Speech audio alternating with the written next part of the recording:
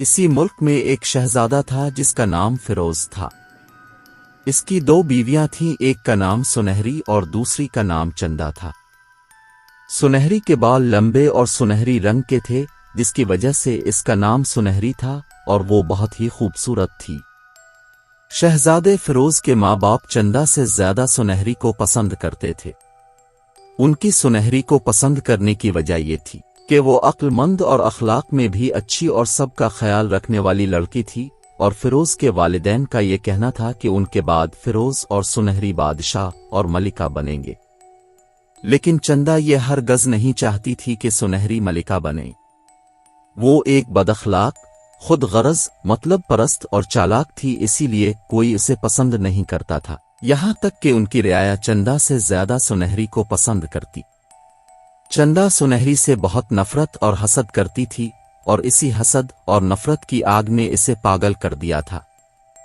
एक दिन इसके दिमाग में एक आइडिया आया। वो अपनी दोस्त जादूगरनी के पास गई और उसे कहने लगी, सुनो मेरी प्यारी दोस्त जादूगरनी, मुझे सुनहरी बादशाह और मलिका को खत्म करना है, क्या तुम मेरी इसमें मदद करोगी? हाँ, मैं जरूर तुम्हारी मदद करूंगी, ये बताओ पहले किसे मारना है? बादशाह और मलिका को चंदा ने कहा। वो बादशाह और मलिका को इसलिए खत्म करना चाहती थी क्योंकि वो हमेशा सुनहरी के ही गिन गाते रहते थे, जिससे वो बेहद तंग थी। जादूगरनी ने उसे एक शरबत की बोतल दी और कहा कि इसे बादशाह और मलिका के खाने में रोजाना 1 चम्मच मिला दे। चंदा ने बिल्कुल ऐसा ही किया। कुछ दिनों में बादशाह और मलिका की तबीयत बहुत बिगड़ने लगी। बादशाह और मलिका की अचानक तबीयत खराब देखकर सुनहरी और फिरोज बहुत परेशान हुए। उन्होंने बादशाह और मलिका का बहुत इलाज करवाया, मगर किसी को उनकी बीमारी समझ न आई। ये सब कुछ सुनहरी को बहुत अजीब लगा। बादशाह और मलिका की अचानक तबीयत खराब होना और चंदा का उन दिनों बादशाह और मलिका की खिदमत करना, उन सब बातों पर गौर करने के बाद वो इस नतीजा पर पहुंची कि ये सब चंदा की साजिश है। तो फिर वो चंदा पर नजर रखने लगी। एक दिन जब चंदा जादूगरनी के पास गई तो सुनहरी भी चुपके चुपके इसके पीछे गई। चंदा ने जादूगरनी से कहा, जो जहर तुमने मुझे दिया था मलिका और बादशाह को देने के लिए, वो खत्म हो गया है। जादूगरनी ने कहा, ये जहर कोई मामूली नहीं था, इस पर मैंने जादू किया था और कल तक वो मर जाएंगे।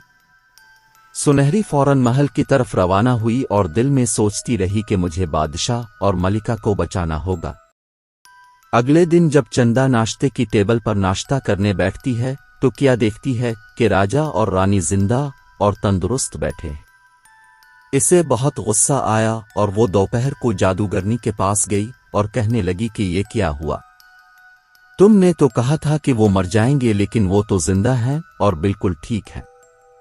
लेकिन मेरा जादू तो कभी नाकाम नहीं हुआ, मुझे खुद समझ नहीं आ रहा कि क्या हो रहा है। तभी आवाज आई, क्या हम समझाएं? वो सुनहरी और उसके साथ एक परी थी जो हवा में उड़ रही थी। सुनहरी, तुम और ये परी जैसी लड़की कौन है? चंदा ने पूछा। ये मेरी दोस्त परी है, जिसकी एक दफा मैंने मदद की थी और उसने मुझे इनाम के तौर पर एक ख्वाहिश मांगने को कहा।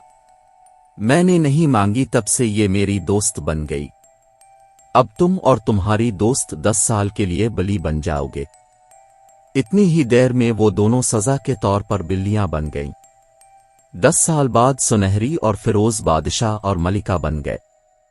अब चंदा को इसके किए की सजा मिल चुकी थी। अब वो हर एक को हसद और नफरत करने से मना करती है और लोग अब खुशी खुशी रहते हैं।